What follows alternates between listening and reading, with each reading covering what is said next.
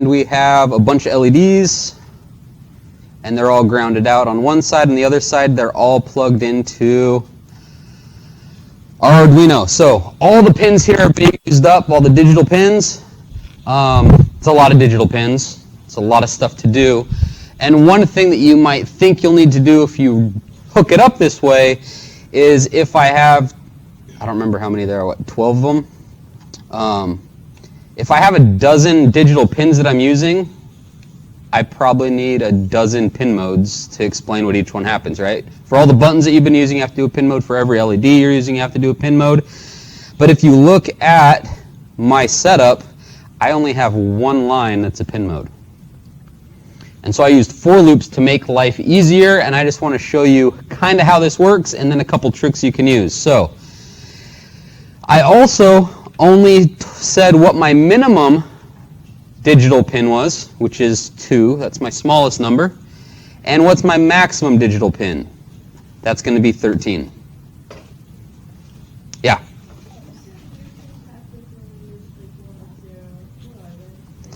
So 1 and 0, if you look at them, they have the TX and the RX. You can't really see it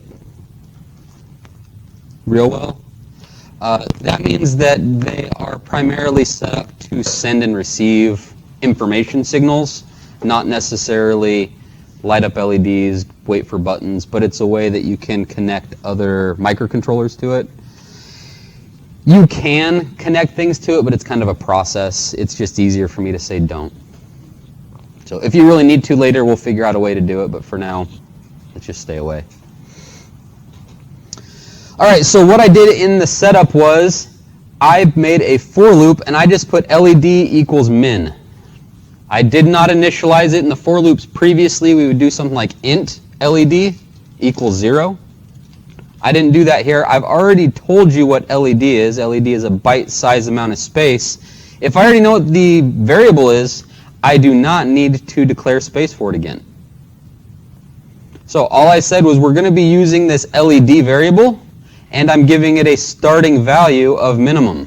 So what's my LED starting value?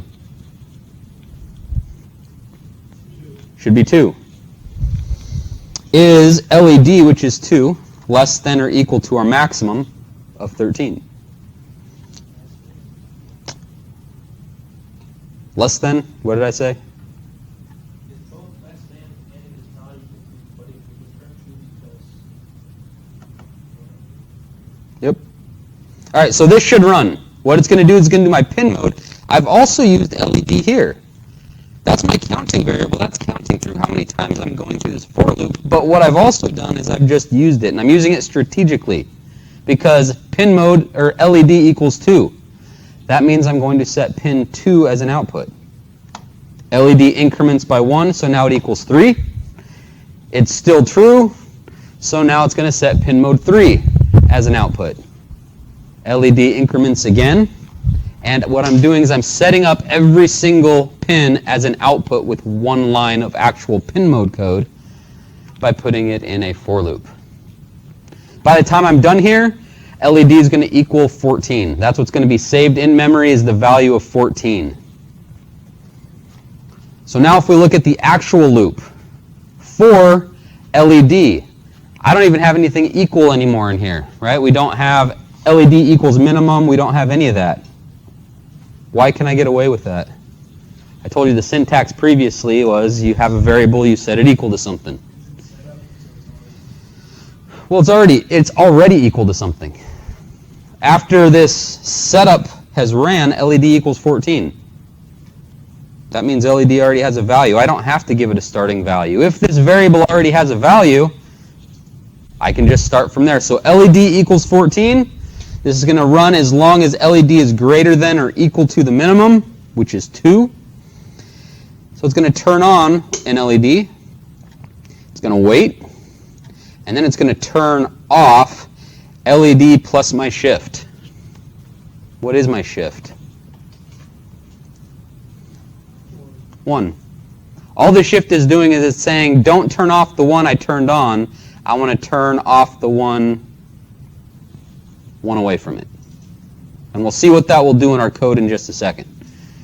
Again, LED is going to now count down from 14 until it gets to 1. This for loop's now false. I'm going to jump into this one, LED equals 1, and I'm going to count up until I get to my maximum again, turning on one, turning off another. So here's our simulation. So I'm controlling a dozen LEDs with just a few lines of code. This for loop here is the one that's telling them to go to the left. This one here is telling it to go to the right. And if we want to see it a little bit slower, just for fun, or to see what's going on a little bit more, I turn this on, and it crawls down. I'm in this first for loop. Now I'm in the second for loop, crawling back up. And since we're in an entire loop, now I'm back into this one. And when it goes back up, I'm into that one. Does that kind of make sense? You have questions? What are we learning about shift? What shift is? Shift is just nothing, right? It's just a variable. It's nothing, something I came up with. If I wanted to, I could have just said LED plus 1. What this shift does is, if we stop this for a second, I'm going to turn on, let's say, pin 13. I'm going to wait, and then I say turn off pin 13 plus 1. So I'm going to turn off pin 14. There is no pin 14. This line is pretty much useless when LED equals 13. But the next time through, LED is now going to equal 12. It's going to turn on 12, wait, and then it's going to turn off 12 plus 1. So then it's going to turn off pin 13. What this allows is gives us kind of that fade look where two of them are on at a time, and it turns off the previous one every single time. So it turns on a new one, waits, then turns off the previous. We turn on a new one, we wait, then we turn off the previous. And that's all the shift does. It's not a function, it's nothing special. I just made it a variable for the sake of making it a variable. I could take it off. I'm going to slow this down just a tiny bit more. And we can kind of see how two of them are on at a time.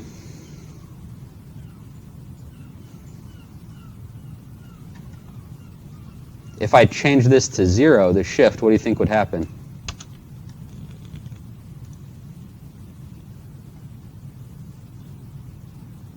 There's only one on at a time at that point. So you can play around with this code a little bit, try to figure out how it works.